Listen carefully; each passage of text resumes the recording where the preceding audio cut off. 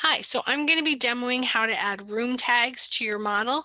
Um, the kind of correct way to do it, which I sort of spaced out on, is to do it all in level one.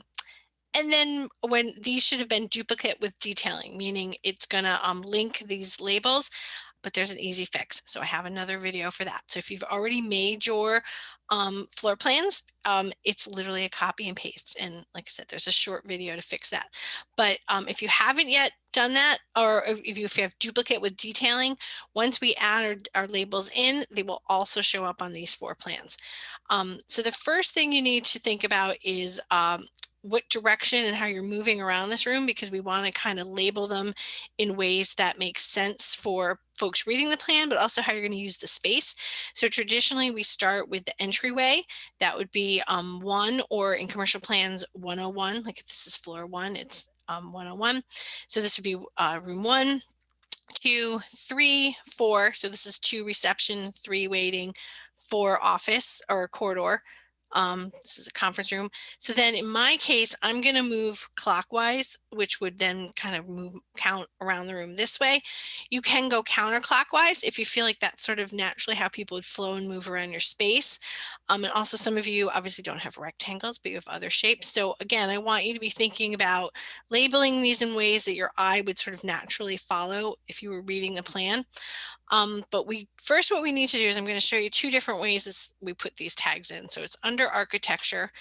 If we go over to this room one, if I hover over that, the little video will sort of start up in a minute, but this it's going to read your space often a lot like it would, oops, hold on, let me go back again, often how it would for ceilings and floors. And the little video starting up now, where once you hover over, it's going to read the parameters of your walls and kind of see that that's an enclosed space and be able to label it as such. However, a lot of us, like I said, are going to start in our entryway where these are all one big open space. So we need to sort of carve this up into separate sections. So instead, we're going to use this one called the room separator. And again, there's a little video coming up.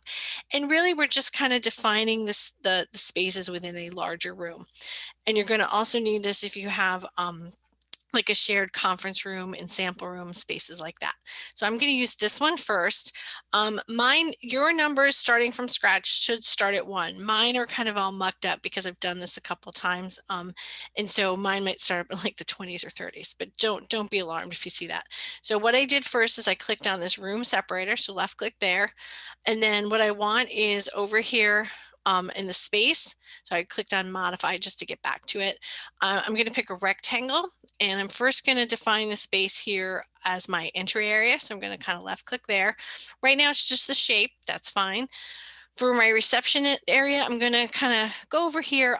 If your lines overlap, you might get one of those orange error messages. That's where it's kind of saying here I overlap with something. That's okay. Don't worry about that. For the waiting area, I'm going to sort of say it's basically all in here. And then my corridor is this whole kind of long rectangle right here. So we're going to leave that for now. That's good to go. So if I go back over to the architecture tab, now what I want to do is define these spaces as basically a room. So I'm going to click on the room label and I'm going to hover right here. That's my first one. Now, before I go any further, I want to hover over it.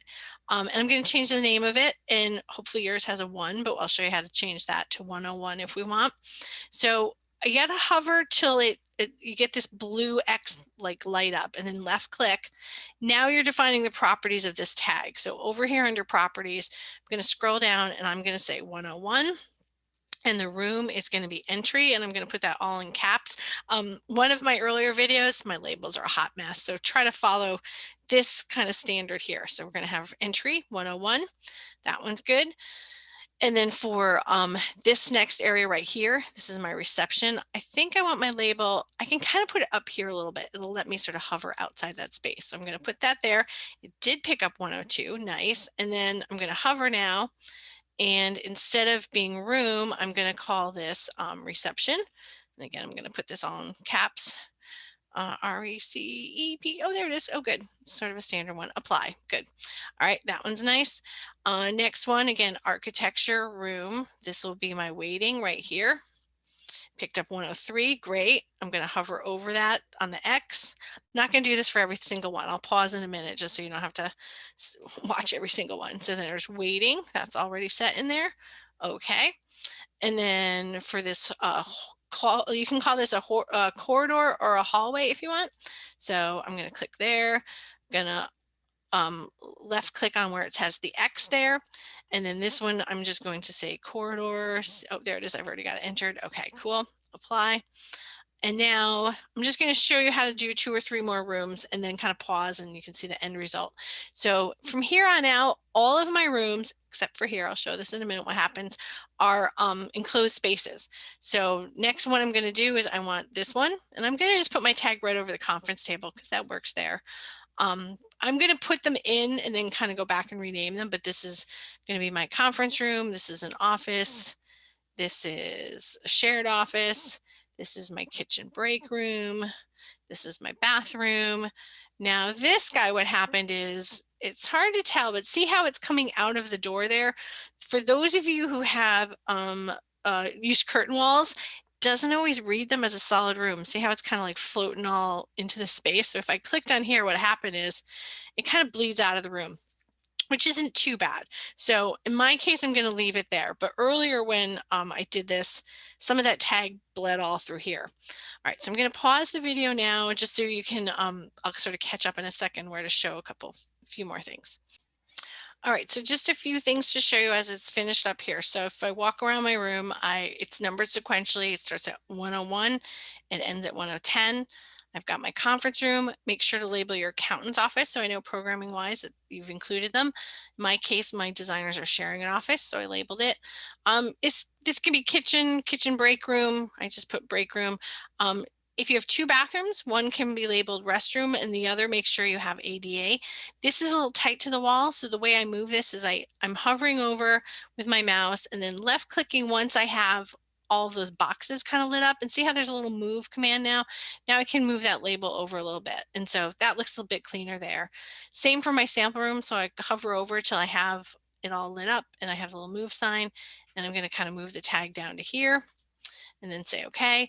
Now the next thing we want to do though, however, on any of our plans is we want the room labels to show up, but we don't want these lines appearing. So these ones that are kind of defining those open spaces.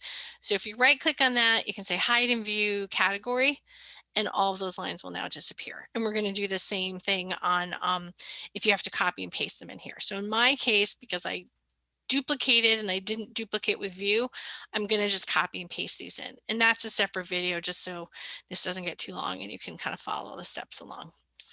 All right, and we will, like I said, we'll tweak this a bit in class as needed too.